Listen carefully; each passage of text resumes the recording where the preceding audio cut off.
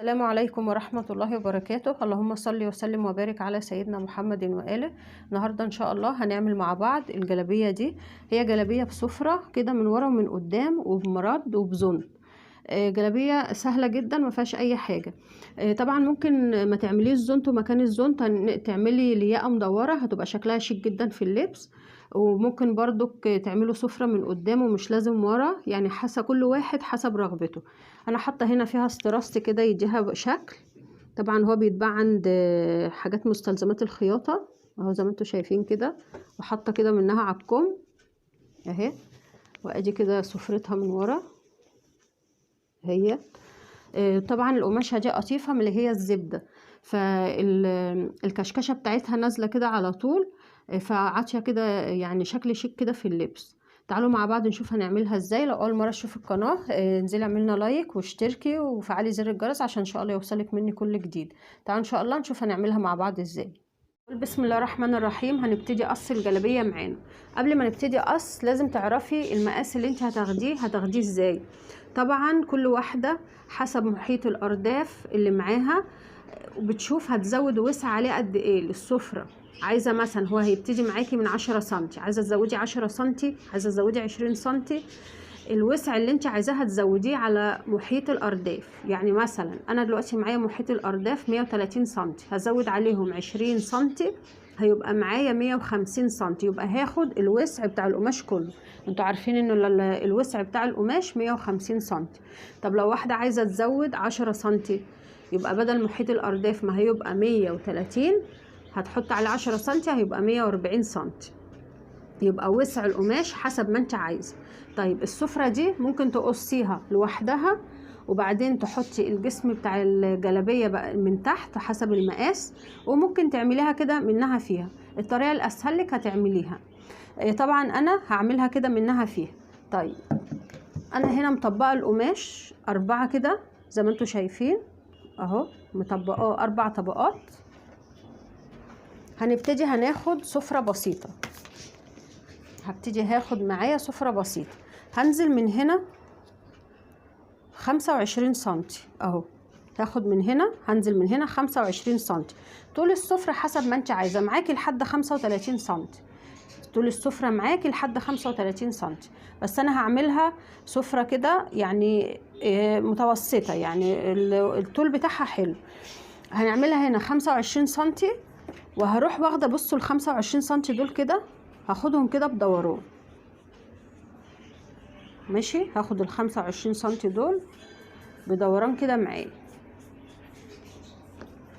يبقى انا نزلت 25 سنتي، ومن ال 25 سنتي دول كده خدتهم ايه دوران كده معايا اهو.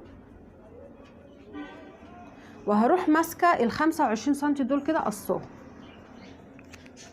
يبقى هي كده ايه طريقتها ما فيهاش اي حاجه خالص. هقول بسم الله اهو اهو.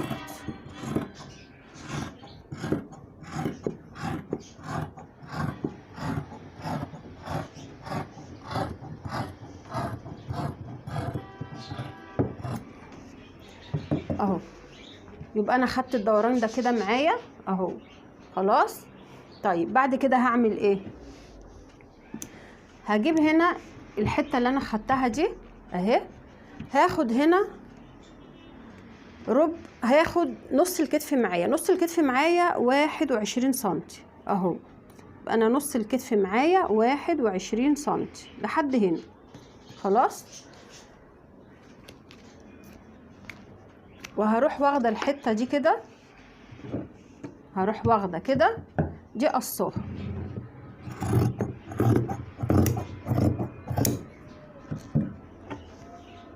اهي. دي انا هعمل منها السفره بتاعتي. طيب هاجي هنا من قدام،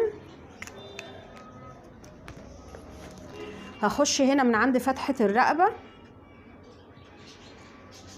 7 سنتي في 5 سنتي،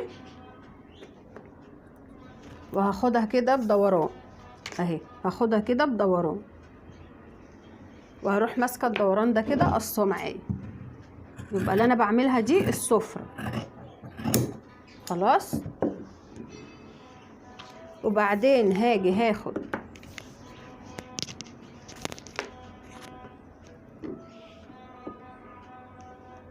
هجيب هنا بقى جسم العباية معايا اهو اهوت، بس همشي ايه، هعمل دوران ده كده شوية.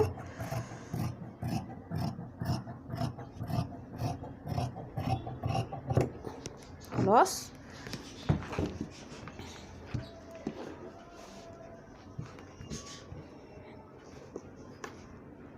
هظبط كده كويس.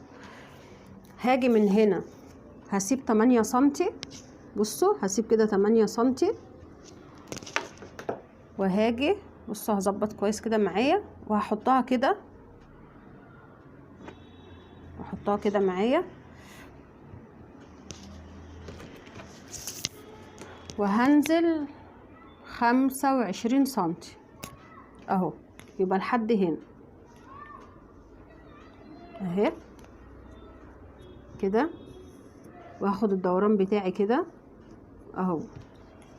خلاص كده يبقى انا الحته دي كده اهي، هاخد كده الدوران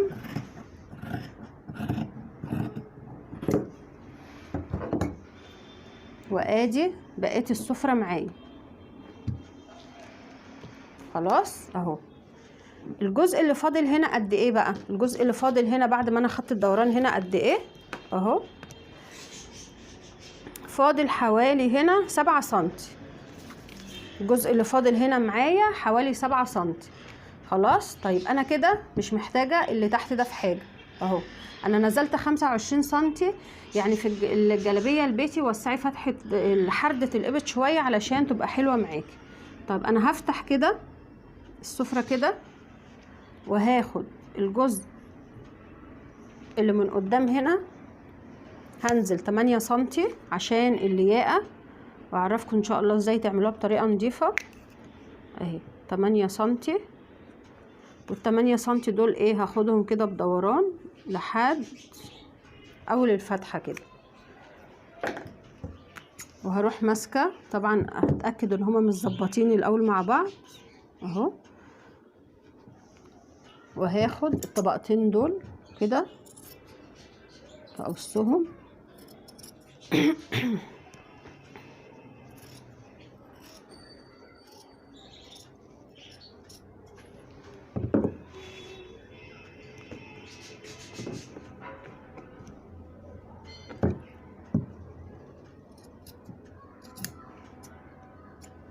خلاص. طبعا انا كده الجزء ده كده هفتحه من قدام عشان هركب له مرد، يبقى انا هفتح ده من قدام كده عشان هركب له مرد. خلاص اهي، ده هركب له مرد من هنا، وهنحط له الياقه المدوره، والجزء دوت اهو. يبقى ادي السفره معايا، ده الامام وده الخلف، وادي جسم العبايه ما فيهوش اي حاجه خالص اهو زي ما انتم شايفين كده. قصتها سهله ومنها فيها، ولا هتعمليها خارجيه لوحدها ولا حاجه. طبعا الجزء ده ممكن تبطنيه عادي، يعني هي السفره ممكن تبطنيها. انا هلزقها فازلين، هلزقها فازلين. بعد ما لزقت السفره فازلين كده، انا هنا نسيت اخد ميل الكتف. طبعا ميل الكتف هاجي من هنا على ما فيش، وهنزل كده حوالي 2-3 سنتي اهو. بسم الله. ميل الكتف طبعا ده مهم جدا اهو.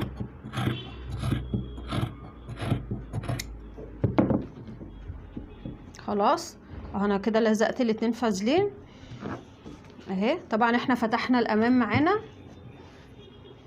هجيب هنا 2 مرد، العرض كده 8 سنتي، والطول بتاعه طول الفتحة اللي من الامام اهي. عملت 2 كده، يبقى ده ايه كده مردين اهو كده، هيتلزقوا هنا. خلاص خلاص كده المردات خلاص، ولزقنا السفرة فازلين. طبعا هاجي هنا هاخد علامة هنا في النص، هاجي طبعا هنا هاخد علامة علشان لما اجي اركب السفرة تبقى مظبوطة معايا اهي. بصوا كل ده هيتكشكش السفرة مثلا هتبقى معانا كده اهي. الكشكشه دي كلها طبعا هتتظبط هنا في الصدر اهو. تعالوا نشوف على المكنه هنركب السفره ازاي وبعدين نرجع نكمل قص. هقول بسم الله الرحمن الرحيم بقى. هبتدي التقفيل. اول حاجه هجيب المرد ده اهو واروح حاطه المرد كده وهخيطه. يبقى انا اول حاجه هبتدي بيها كده هقول بسم الله وهبتدي هخيط المرد.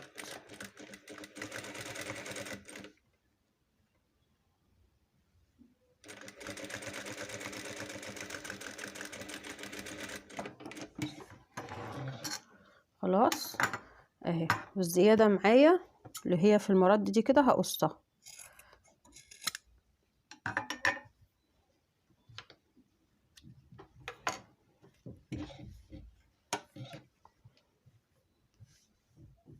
شايفين كده اهو. هجيب المرد التاني وهروح مخيطاه كده. طبعا لازم تلزقوه فازلين. يبقى انا كده خيطت المرد ده والمرد ده اهو. خيطت المردين كده وقلبتهم اهو. بعد كده هروح واخده خياطه عليه كده من بره اهو.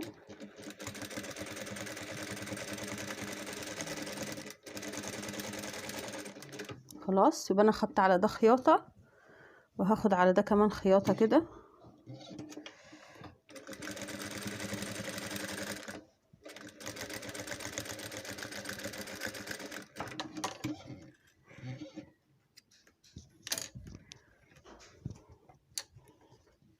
اهو.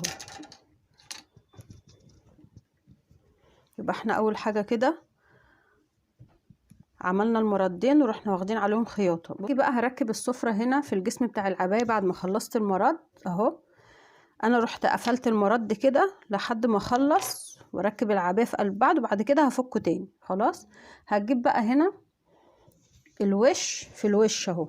ادي الوش في الوش. وشايفين العلامه دي اللي انا واخداها؟ ادي العلامه دي هحط كده نص المرد عليها اهو. ادي مثلا نص المرد اهو هحطه على العلامه دي اهوت. وهبتدي هخيط اهو. هقول بسم الله اهو. يبقى انا حطيت العلامتين على بعض وهبتدي بصوا بايدي كده هاخد كشكشه من تحت. لو مش هتعرفوا تظبطوها، لو مش هتعرفوا تظبطوا الكشكشه دي كده من تحت، هتروحوا عاملين الكشكشه الاول في جسم العبايه ومظبطينها على مقاس السفره اهي. هفضل ماشيه بيها كده لحد ما يجوا الاتنين على بعض اهو. بايدي كده وهعمل كشكشه بسيطه وهشوف كده المقاس لسه في شويه كده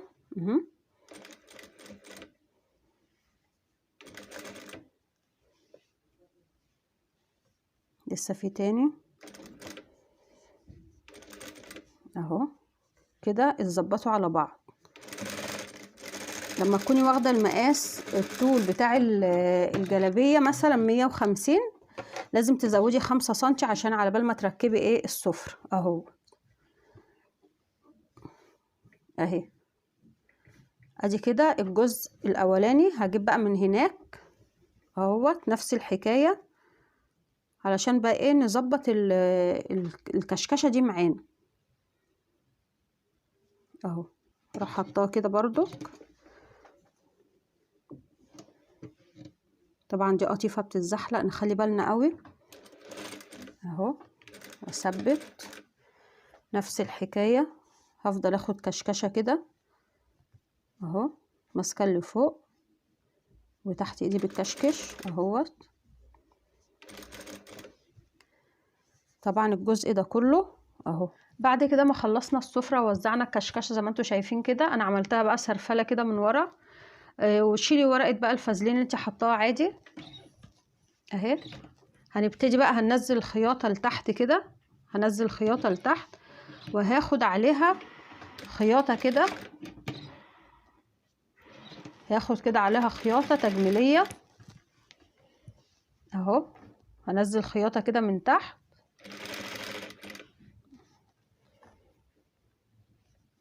اهي.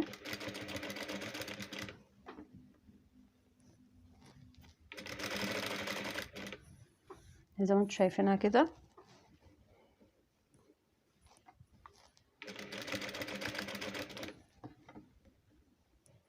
طبعا السفرة كل ما تكون متبطنة يكون احسن،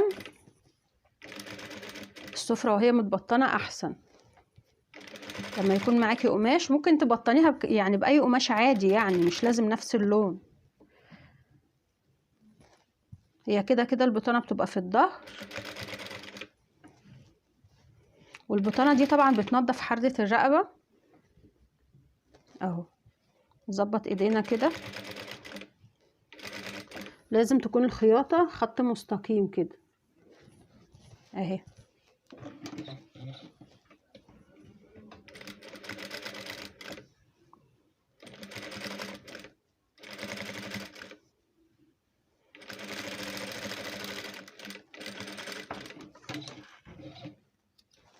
اهي كده. هبصوا بقت عامله ازاي. الخياطه دي بتدي شكل حلو كده اهي. خط خياطه كده عليها اهي.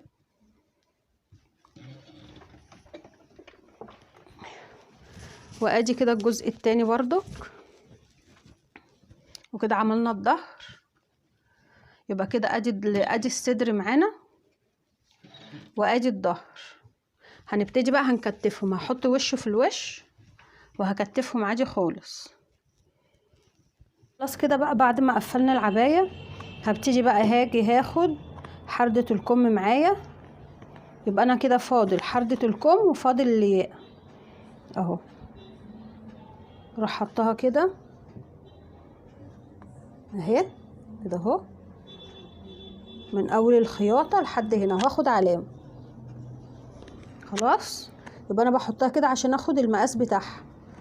ومن عند العلامة دي كده هاجي من هنا هبتدي هاخد دوران وانزل بيه كده لحد ما اوصل كده لحد العلامة. خلاص. وهاجي من هنا هاخد العلامة بتاعة الكم. العرض بتاع الكم هنا 24 في طول 65. هاجي طبعا هنا من تحت هاخد الوسع اللي انا عايزاه اهو. هاخد هنا معايا هاخد كده 18 سنتي اهو، 18 سنتي. وهروح طالعه كده طبعا وحسب ايه ما انت عايزه اهو. بسم الله. هروح طالعه كده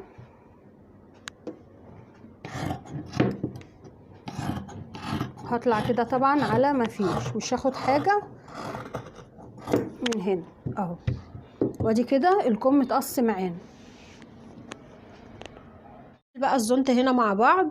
انا الزنت باخده طول 45 في عرض اللي هو عرض محيط الرقبة كله. يعني بعد ما بنقفل كده العباية بناخد محيط الرقبة كله وبنزود 2 سنتي خياطة. هاجي هنا اهو يبقى دي 45 في محيط الرقبة. باجي هنا من عند اي جزء وباخد دوران اهو. باجي كده من عند اي جزء بسم الله وباخد كده دوران. وباجي من الاتجاه بتاع الدوران ده بطلع كده 4 سنتي وباخده بميلة لحد الاخر كده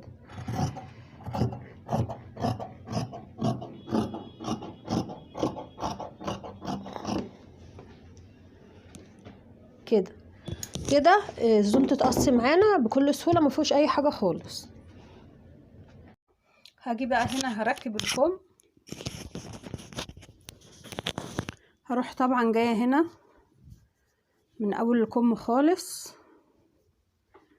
عايزة اقول لكم يعني ايه، بعد ما بتقفلي السفرة وكل حاجة لازم تروحي حاطة الاتنين على بعض كده وتظبطيهم، واي زيادة بتشيليها كده بالمقص. يعني تظبطي الكمام كده مع بعض وتتأكدي ان كل المقاسات قد بعض بعد ما بتركبي السفرة. اي زيادة بتشيليها عادي مجراش حاجة. هقول بسم الله اهو. ادي الكم معايا اهو.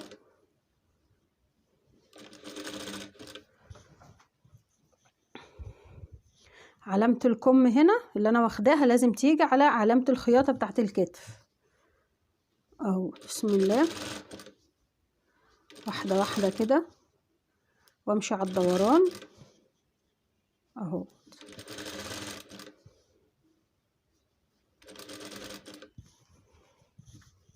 بصوا هاجي قبلها كده اهو، قبلها كده بحوالي 5 سنتي،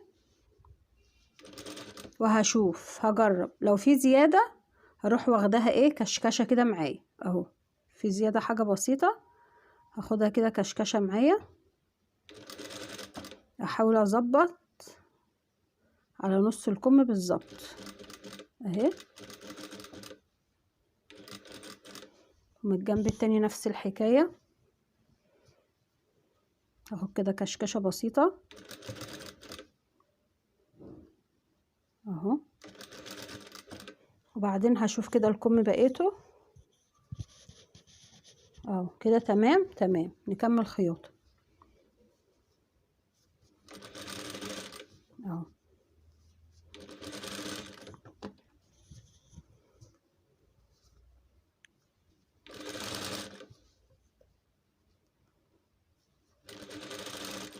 طبعا لو عايزاه مظبوط بالظبط هتبدأي الخياطة من النص، واي زيادة هتروحي شايلاها اهو اهو كده. بصوا الاتنين مع بعض بالظبط، لازم الاتنين يجوا مع بعض بالظبط.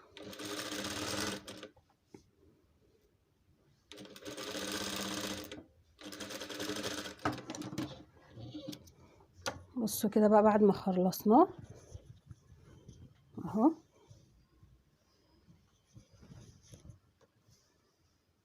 شايفين طالع شكله حلو. الكشكشه اللي من فوق دي عطياله شكل. هعمل الكم التاني وهنشوف العباية في اخرها.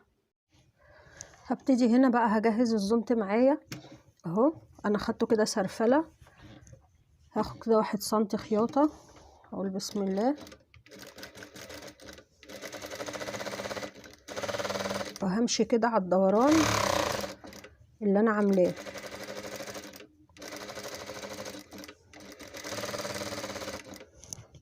اهو.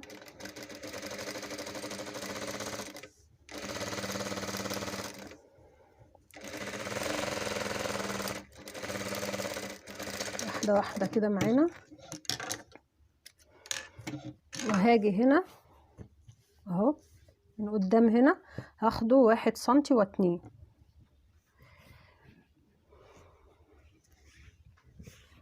اهوت.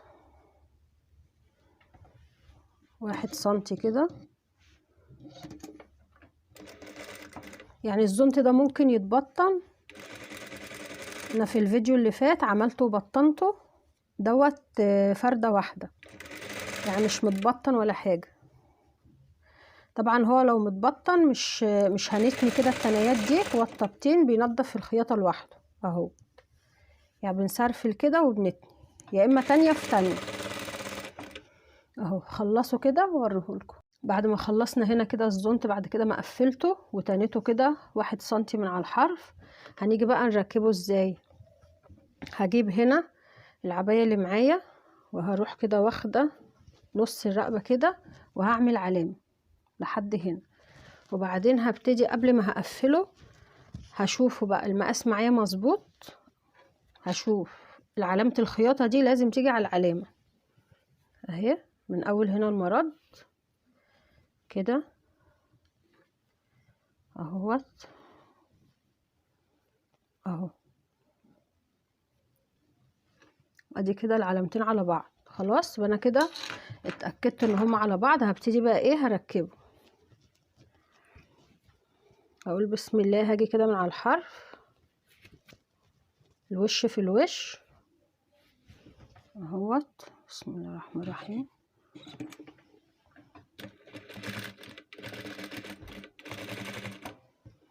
وهظبط معايا الطرفين مع بعض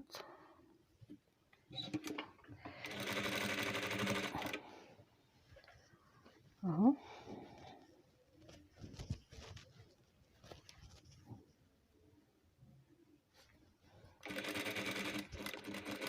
واحدة واحدة كده همشي على الدوران.